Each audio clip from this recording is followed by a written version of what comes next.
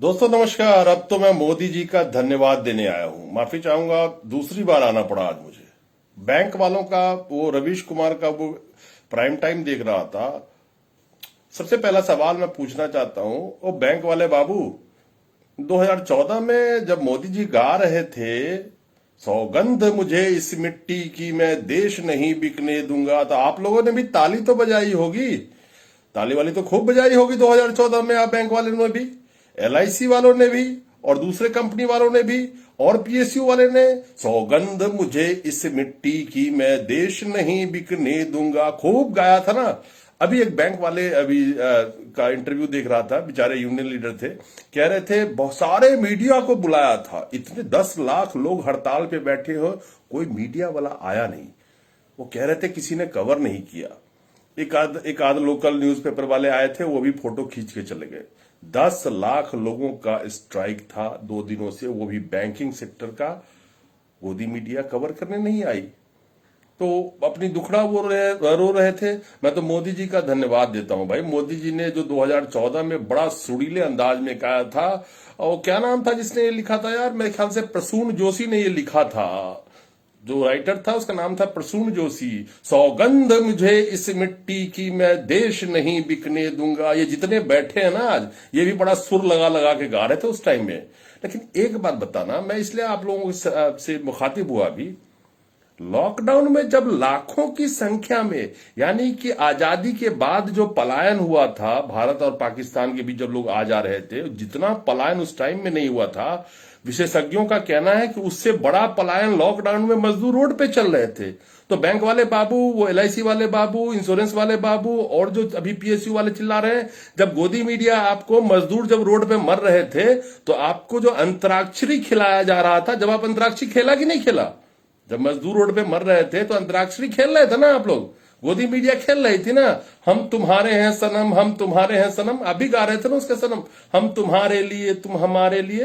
अंतराक्षरी खेला होगा ना उस टाइम में, वही गोदी मीडिया है ना।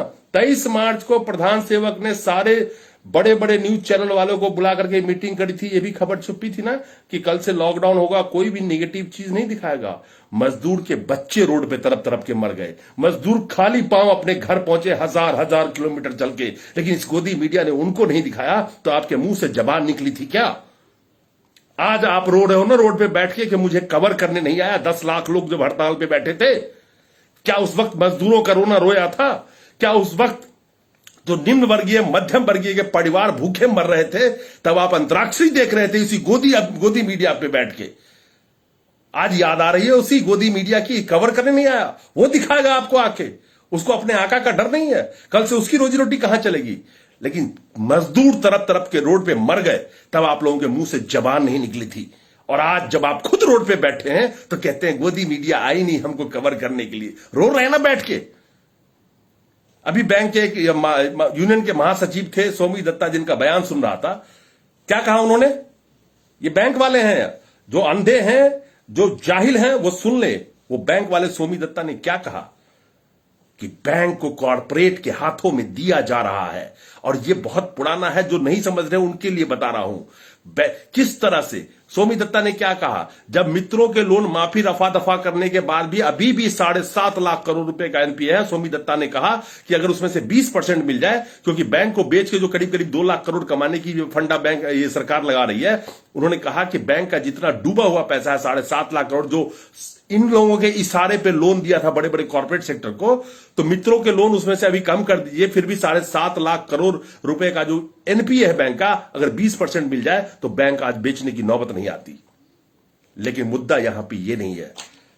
याद रखिएगा, मैं बार बार कहता हूं, नंबर सबकी आएगी। वही मजदूर जब रोड पे बैठ रहे, मर रहे थे खाली पांव छाले लेके, और छोटे छोटे नौनिहाल, किसी का 2 साल का बच्चा, कोई मां प्रेग्नेंट थी, पेट में बच्चा लेके वो हजार हजार किलोमीटर पे चली, और ये गोदी मीडिया आपको अंतराक्षरी दिखा रही थी, तो आप अंतराक्षरी देख रहे थे। याद है ना? याद रखिएगा इन चीजों को, नंबर सबका आएगा। ये आज दूसरी बार कह रहा हूं। और उन दिनों में जरा पलट के गर्दन घुमा के देखिए, जब मजदूरों पे अत्याचार हो रहा था, निम्न वर्ग पे अत्याचार हो रहा था, तब आप लोग गोदी मीडिया में अंतराक्षरी बैठ के देख रहे थे। 3-3 महीना सुशांत सिंह राजपूत पे काट रहे थे, बहुत मजा आ रहा था ना। जब जब आपस में सांप्रदायिकता फैला के, नफरत फैला के लोगों को लड़वाई जा रही थी। और गोदी मीडिया जब मुर्गा लड़ाती थी तो बैठ के सोफा पे ताली बजाते थे। आज वो सोफा आपके घर की बिकने की नौबत आ गई, जिस सोफा पे बैठ के ताली बजाते थे, जिसकी आप सोच रहे होगे बिटिया की शादी कहां से करूंगा, बच्चे को कहां से पढ़ाऊंगा, रात को नींद नहीं आती होगी। ये नींद मजदूरों को भी नहीं आती थी और आज भी नहीं आती है, लेकिन उनकी आवाज कोई सुनने वाला नहीं है। आज आप पे पड़ी ना, तो कहते हो कि कोई गोदी मीडिया आया नहीं मुझे कवर करने के लिए। कल इंश्योरेंस वाले का है, परसों LIC वाले का है, देखो कौन पहुंचता है। नंबर सबका आएगा। जिस देश में किसानों और मजदूरों को खून के आंसू रुलाए गए ना, इन एक एक आंसुओं का कतरा अंगारे बन के आप लोगों पे भी गुड़ेगा, जो अपने आप को बहुत ही बड़े तानाशाह और ये समझते थे कि हमारी बारी नहीं होगी। आप भी बैंक में थे, आप ही के नोटबंदी के दरमियान आपके बैंक के सामने में लोगों की मौतें हो गई। आप लोग इतने सेंसिटिव नहीं थे, कितने आपकी अकड़ थी उस टाइम में। आपको लगा कि मैं जो कर रहा हूं वो बहुत बड़ा काम कर रहा हूं, देश हित में देशभक्ति का पाठ पढ़ा के जो नोटबंदी किया गया, उस नोटबंदी में पूरे पूरे दिन गरीब आदमी 500 रुपए का नोट बदलने के लिए आपके बैंक के सामने खड़े रहते थे। और आप लोगों का जो व्यवहार था उस टाइम में, उसका गवाह मैं खुद भी हूं। देखा है मैंने आप लोगों को। किसी अदानी अंबानी को देखा लाइन में खड़ा हो?